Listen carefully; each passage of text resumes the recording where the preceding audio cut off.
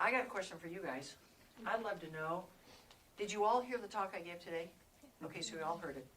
I want to know if I said anything you don't agree with. That you think, I'm not buying that. So I'll preface this by saying it's a little unorthodox, but so you talked a lot about questions and doubts, and you kind of differentiated between the two, especially with your comment about your experience with that girl who said she's a seeker, not a doubter, which I really resonate with. I really appreciate that. But in my experience, at least, and we've talked about this a lot already, but we have questions, we go to the Lord, we seek answers. But what if our answers don't necessarily align with church policy, or we already know that it's possible that certain things aren't necessarily doctrine as their doctrine, right? So what do we do in those situations? Okay, so I think the perfect answer to that, at least in my heart, is something that Elder Ballard said in the last General Conference. And I'm struggling to remember what the name of his talk was, but that would, of course, be October of 16. And he basically said, I'm old enough that I've seen a lot of things, a lot of questions I've had in my life, and a lot of questions in the church. I'm old enough that I've seen a lot of them get resolved.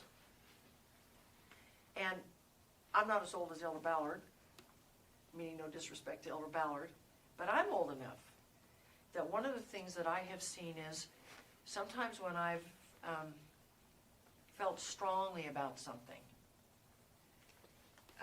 but it hasn't been implemented in the church. Like there's some things about women that I don't think are right yet.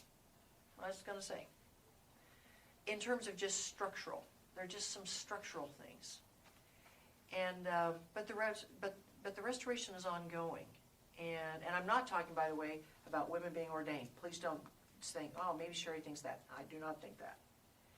But there's some things about women in the structural organization I think.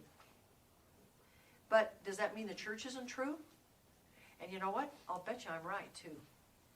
I'll be very surprised if I'm not right. If I'm not right, that'll be fine. But I'll be surprised if I'm not right about some of these things. But I expect to see some of them have already unfolded. And I'll bet more do as well. So there's a part of me that loves to just subscribe to Elder Ballard's point. I'm old enough to have seen that over time things work themselves out. And Sister Camilla Kimball, had a statement she made many years ago that I think has some real merit, and that is, she said, when I've got really serious questions and they're just not resolved yet, and I don't know where to go with them yet, I put them in a box and set them on my shelf. And I pull that box down occasionally, and I reevaluate those questions and ask myself, can I answer any of them differently than I could 2 years ago?